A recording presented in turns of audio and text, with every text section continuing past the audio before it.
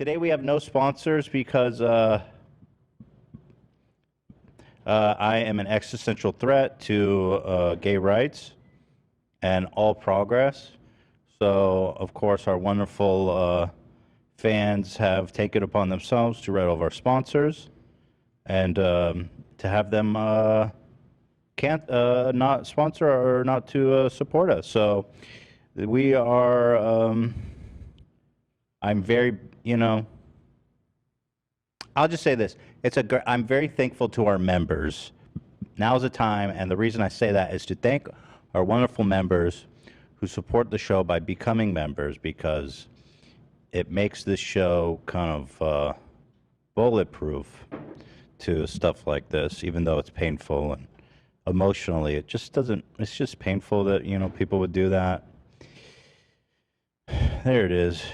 And the other thing is, like, you expect a little more of the sponsors in a way, but I get it. There is, it's just transactional for them. But I feel like I put so much into the good, our good partners, and it's kind of crazy when they just drop you like a bag of dirt one over some bullshit. But there you go. I want to. On January 14th of this year, Ethan Klein, aka H3H3 of the H3 podcast, was given a prophetic warning by one Jordan B. Peterson after he decided to take down, aka unlist, his podcast with Jordan Peterson, because he now discovered that Jordan Peterson is an evil white racist, evil white gayophobe, homophobe, transisophobe, racist, homophobe, evil white racist. And that warning read as followed. Also, I should warn you, those who engage in cancel culture generally live to regret it. I'm not going to come after you, except politely in this Twitter stream. Haha, Jordan Peterson calls it a Twitter stream. But the chickens will definitely come home to roost. Will be held to higher and higher and soon impossible to maintain ethical standards by the very mob you currently wish to please.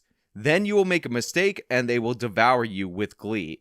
Please take this warning seriously, I liked you. And wouldn't you know it, a story that I nearly missed because of my trip to Texas, Ethan Klein made this prophecy be fulfilled. Ethan Klein got canceled by the gays, or as Bill Maher likes to call it, the gay mafia, for his jokes about tops and bottoms in terms of the gays. But before we get into this golden nugget of philosophical prophecy coming to fruition, we gotta talk about gold and noble gold transition. With all the crazy things going on in the world right now, it's no wonder you're worried about your future. Nobody knows what's gonna happen, and again, that creates panic. This is why you need to hedge against disaster and bet on the certainty of precious metal. Precious metals have been proven to be a hedge against inflation and financial turmoil, and this month, Noble Gold is offering, if you sign up for a qualified IRA, an American Virtue 3-ounce silver coin if you sign up for that qualifying IRA. You guys know what to do. Call them at 877-646-5347 or visit noblegoldinvestments.com. So Ethan Klein recently on his podcast, because he covers trashy YouTube celebrity stuff, was doing a story on James Charles, and this story somehow involves something related to diapers. Honestly, I try not to look into it too much because I'm not really into that YouTube trash. I'm into a different kind of YouTube trash because that's the kind of guy that I am.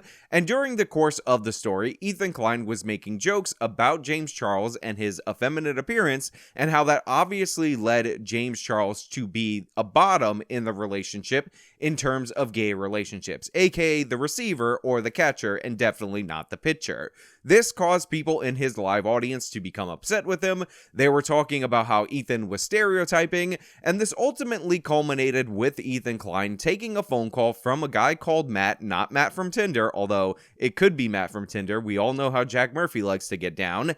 And he tried to lecture Ethan on how his stereotyping was no good, not good at all, and not good for the gays community. Okay, Matt, I'm sorry, dude. I'm sorry for the tangent there. So what have I got wrong about top-bottom stereotypes there? Yeah, so like, and this is kind of an ongoing thing. It just kind of, it made me really want to call in today because like with you guys, just like when you guys were all, you poor straight males all, you a group of poor straight males having to discuss such a topic. I mean, it's okay. I mean, you're not. It's okay. I just wanted to get involved because, like, I know there's a lot of times it comes up where you bring in, where you often bring up people that you feel inclined. I know often you feel inclined to describe someone where you think they might be a bottom. Now, here's the thing. I'm not going to condemn Ethan Klein for his jokes. I'm not going to come after him for his jokes because I'm not a part of the woke mafia. I'm not offended by the things that Ethan Klein said. Even if I were a member of the LGBTQXXIIPXXYJJ community, I would definitely not be one of those cringe people who just looks for reasons to be offended.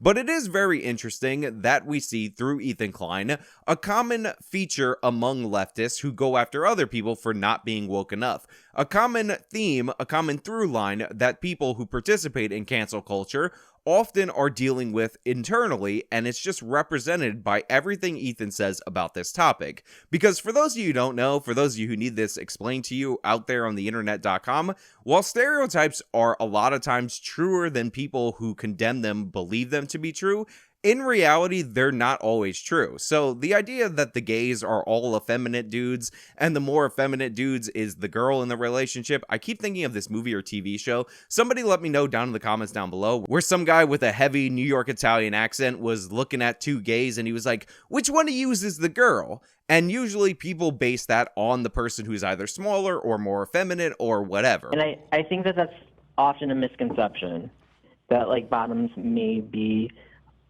passive or the I just mean that he likes partner. I just mean that he likes to take it up the butt. Correct.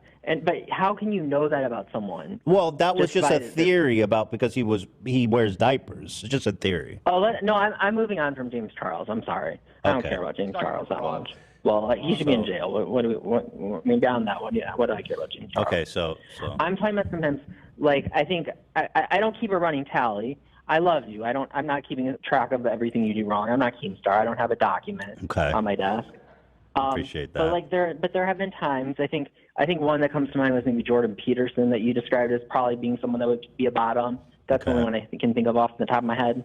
But like I've heard you at times maybe say like, oh, this is someone that might be a bottom. But here's the thing. You should know, at least intuitively, that tends not to actually be the case. And typically, the opposite is what tends to bear fruit. A perfect example of this are feminists. Now, I have read in books that if you were to date feminists in college, that these women who don't want to be controlled by any man, when you get behind the bedroom door, when you get under the sheets, are not interested in taking a dominant position. Now, again, this is just a stereotype. Again, this is just a rumor that I heard from a book. Did I say I read it in a book or I heard it as a rumor? Whichever. I heard it in the rumor of a book about feminist girls that happens to be 100% true from my experience reading books and hearing rumors. I feel like this segment is going to go completely off the rails, even though I have a really good point to bring you guys. Do you find it offensive if I say, by being like, oh, he's probably a bottom? Is that the problem? Absolutely. It's offensive. Because it is, because saying someone's a bottom in particular, I think, is probably a bit troublesome, because it kind of it starts to kind of, the gay men already, you have to deal with certain assumptions about femininity and masculinity. I'm sure you understand that. I'm not going to throw out the whole. Okay, we're bringing it back now and getting centered. Now, the same thing, if I talk to people who happen to be gays and this topic comes up, tends to hold true. I know a guy, his name is Mike Harlow. He was hosting the event at Better Discourse 4, and Mikey has talked to me about his dating life. And one of the things that he's told me, and I hate to reveal stuff that Mike Harlow's told me on the internet.com because it is not ready and not primed for your baby ears. I know that this is definitely a Christian show, that those Republicans, despite the fact that they hit the gym, despite the fact that they portray this alpha energy, despite the fact that they portray themselves as not down with the general gay culture, when you get behind closed doors, when you get under the sheets, as Mike Harlow has heard in books and rumors, because obviously Christian show, Christian broadcast, and Mike Harlow, super Christian for sure, they tend to be the complete opposite. They tend to be more passive in that domain, if you catch my drift. So Ethan Klein was receiving a call from somebody on the internet.com that was trying to explain to him that his stereotypes about this tend not to hold true, and I actually tend to agree from what I've heard and what I've experienced with the ladies, specifically the feminist ladies. Oh wait, did I say experience? I meant what I read in books or heard in rumors, what I saw on a TV show, a documentary actually. I saw it in a documentary. Mary. I promise you. That's where I heard it. Christian show. I think it's more. I think it's more okay. I think the ascription of like throwing out that someone is just a bottom, like because it just ascribing certain roles to people. That's all I'm asking for is just be a little more conscious of it. I know you don't mean any harm. You never mean any harm. I'm harmless. You know your humor gets away from you. Well, let me ask you this, Matt. Is it possible? So would you consider yourself a top or a bottom, or you don't do that the labels? I knew you were going to ask me that. I knew you were going to go there, and I mean this with all peace and love and with respect, Ethan. It's none of your business. Oh, sure. I mean, you can. That's a totally valid response. You don't have to answer the question. Because from there. But you have a preference, one way or the other. Yeah, but that's another dangerous assumption too. Because Can I a guess? lot of gay men don't have a preference. Can I guess? So that's another dangerous stereotype. What's that? Can I guess what is your preference? You can. Will you tell me if it's right, if I guess right? No. Well, but now I'm playing clips of you where the left is getting offended by Ethan. He's joking around with this guy who, according to many people on the left, is trying to bring up a very, very serious point, even though I just explained to you that point at hand and Ethan doesn't appear to be getting it here. It's totally fine because this is a comedy show and Ethan is trying to make it more entertaining. And in fact, Ethan Klein's producer actually got angry because they were getting so much backlash. So at the end of the program, he told them to calm down and stop being oversensitive. For being homophobic to the caller? He admitted. Yeah, of course you were right. And honestly, just so over these fucking people. Shut the fuck up! Shut up! No, because again, it's the context. This is a loose comedy show, okay? Like it's Ethan whole persona is being a bit of a goof. That's why you guys watch. Like it just oh my god. So You're stunlocking me now, way more than you're getting stunlocked. Like I'm so fucking frustrated with these people. Get the fuck out! So wait, Shut the what was fuck I? up. You should never ask questions. You should treat them as pariahs. You should and always tiptoe around everything, especially in the context of a comedy show. You should never ask questions, and you should never joke around and treat people as equals. But the thing is, this is the audience that you guys have cultivated. This is what you've gone for. When you took down that interview of Jordan Peterson, what you said is that a mob of people coming after you and forcing you to apologize, forcing you to retract on your previous work was something that was effective against you. So what Ethan was dealing with was the audience that he cultivated. And in that regard, I feel no sympathy for him. If you go after people who tell jokes, if you go after people who espouse views that you don't like, then when you tell jokes and people consider them views that they don't like, you are reaping what you have in fact sown yourself. Setting all of that aside, setting the level 1 take that you get from every other content creator, along with my additional information gathering about feminist girls and the opposites and the implication that the same thing might be true for the gays men's, we need to go one step further than your basic analysis. We need to talk about what Ethan actually thinks of the gays depending on their position, because that is something that is presented over and over again by him, and it's hard to ignore. Again, this is a guy who caters to the woke. This is a guy who attacks everybody for little bits and hints of what he believes to be transphobia or homophobia, but in reality, what he's saying is more outrageous, if you take it at face value, than the things that the right wing have said in 90% of the cases that he's targeted them for. Appreciate that. But there have been times. I think one that comes to mind was maybe Jordan Peterson that you described as probably being someone that would be a bottom. That's the only one I can think of off the top of my head. So early on, Ethan was making the point that James Charles would be the receiver based on the fact that he presents himself in such a feminine way. I mean, James Charles is so effeminate, I believe he makes his money or made his money in the past before he got canceled on the selling of makeup. But one of the interesting things that's brought up from the caller in this video is the fact that Ethan often labels people that he doesn't like to be bottoms. And a perfect example of this is Jordan Peterson, where he says he's all alpha out there in the streets, which, by the way, if you get that impression from Jordan Peterson, one of the more soft-spoken individuals out there in the world, the guy's a psychologist, very passive role in that he has to interact with people and listen to people more than he actually speaks. And when he speaks, it comes from the authority of his long history in that field. And then Ethan says that he's a bottom because he considers that to be a less masculine role. Now, here's the thing. You could say Ethan is trying to go after the right wing and say, oh, this is what they really believe, but this is a go-to insult for Ethan Klein against people he doesn't like, which would lead me to believe this is actually coming from Ethan's own heart. Ethan is fascinated for some reason with two men doing it and the person who's receiving, and he's fascinated with denigrating the receiver in that scenario. If Ethan were a right-winger and the right-winger were making these jokes, his cancellation would be far worse. YouTube might even remove that episode of the podcast from their platform. But because it's Ethan Klein and because he's on the left, he feels the need to project his insecurities, his weird isms related to the gays onto the right wing because he might actually truly believe that in his soul. Part of the reason we rarely talk about the gays or even the LGBTQXXIIPJJXYZ community on this channel is because I don't find them particularly interesting. They're not very unique. Outside of a few circumstances, for instance with the transes where they put biological men in prisons and they end up assaulting the female inmates, or transes in sports and the impact that has against set-asides for biological females, this isn't really something that I spend my time being concerned about. It's not something that I'm interested in.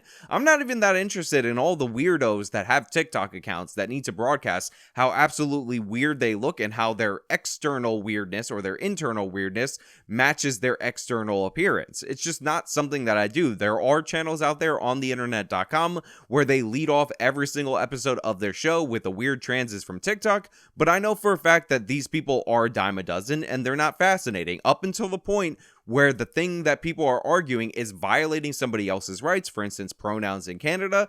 I'm not really interested in what they do. You can do whatever you want to your body. You can get your surgeries. You can go to the bathroom or whatever. I don't know. You can file joint tax returns. You could play two-way mini golf, table tennis, whatever you're being denied. I'm totally fine with it.